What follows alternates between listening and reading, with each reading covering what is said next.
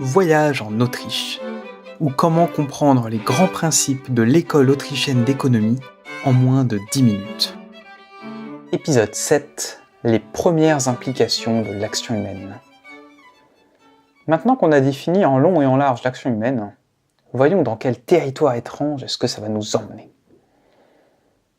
On part donc de l'axiome de l'action, qui n'est autre que les individus agissent.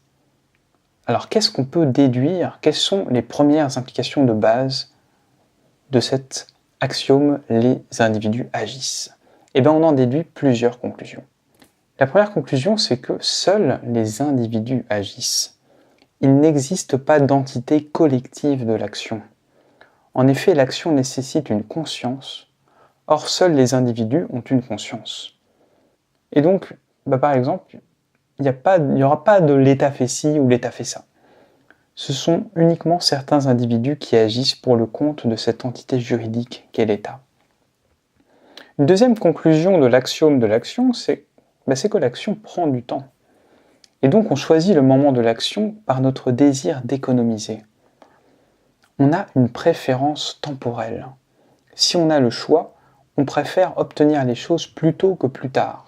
C'est ça la notion de préférence temporelle. On préfère toujours le présent à l'avenir. Et chacun a une préférence temporelle un peu différente. Chacun va avoir tendance à plutôt préférer le présent par rapport au futur, à lui donner une certaine valeur par rapport à une autre. On a des préférences temporelles qui vont varier d'un individu à l'autre, mais l'idée est la même. On préfère toujours le présent à l'avenir. Et ça vient d'où? Ça vient du fait que nous sommes tous mortels et que l'action prend du temps. Une troisième implication du fait que les individus agissent est que le futur est incertain. Alors qu'est-ce que j'entends par incertain? C'est-à-dire qu'il est entre parfaitement déterminé et parfaitement hasardeux. En effet, si le futur était parfaitement déterminé, il n'y aurait pas de fin, il n'y aurait plus de but possible, vu que tout serait déterminé. Il n'y aurait plus de but dans l'action. Et si le futur était parfaitement hasardeux, il n'y aurait pas de moyen non plus. À quoi bon utiliser un objet si de toute façon tout est parfaitement hasardeux, on ne saura jamais ce qu'on pourra faire de cet objet. Et ce qu'on déduit aussi de tout ça, c'est qu'on peut faire des erreurs. Comme le futur est incertain, on peut faire des erreurs, sachant qu'une erreur, c'est quoi? C'est une différence entre un résultat prédit et le résultat final. Et de tout ça, du fait que le futur soit incertain, on en déduit l'importance de l'entrepreneuriat. L'entrepreneuriat qui n'est autre que les compétences qui nous permettent de gérer l'incertitude. Une autre application de l'axiome de l'action est le fait que l'action humaine est une tentative de changer une situation existante en une situation préférable. De là, je me permets de te proposer deux petites définitions, qui est qu'on a deux types d'éléments dans chaque situation.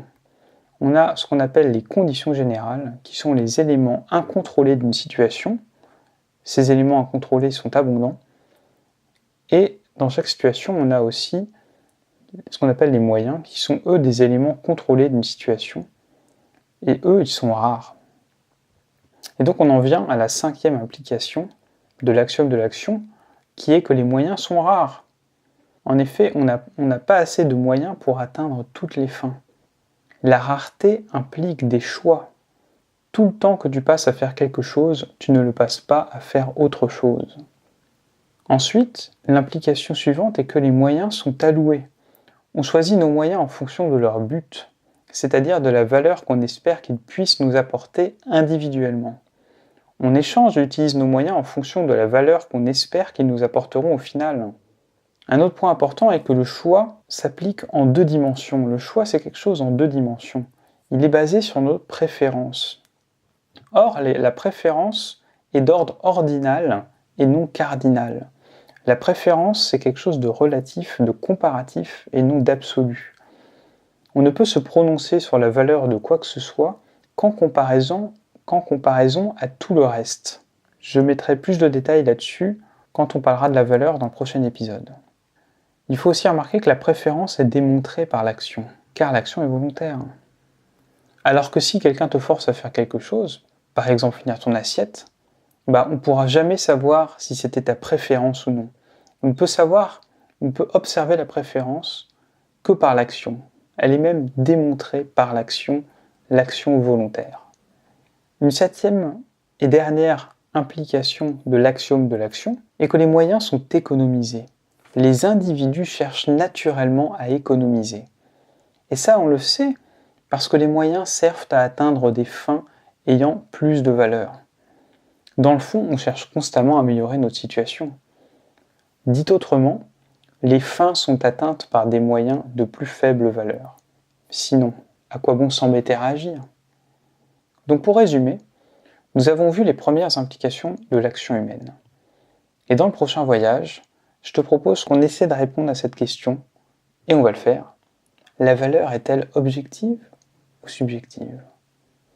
Si ça t'a plu, abonne-toi, et moi je te dis à bientôt en Autriche.